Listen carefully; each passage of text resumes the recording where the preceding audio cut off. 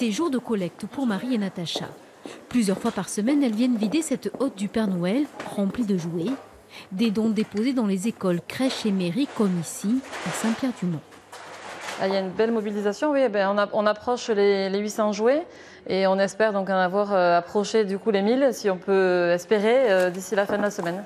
Depuis une dizaine d'années, l'agence immobilière de Marie participe à la grande collecte de jouets mise en place par son réseau.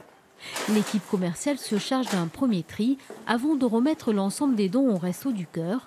Une seconde vie pour les jeux et autres peluches. Il y a aussi de belles surprises, comme ces jouets neufs.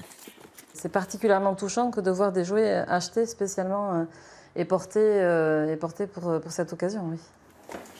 Une action concrète et efficace. Depuis le début de l'opération, près d'1,5 million de jouets ont été redistribués aux enfants défavorisés. Des dons pourtant en baisse pour des enfants toujours plus nombreux, oubliés de Noël. C'est le constat du Secours catholique. Ici aussi, les bénévoles préparent la grande braderie de Noël. Maintenant, je trouve que les enfants sont un peu intéressés aussi par les jouets électroniques. Et nous, malheureusement, nous n'en avons pas de jouets électroniques, à part pour les tout petits, où on en a quelques-uns, mais autrement, on n'en a pas.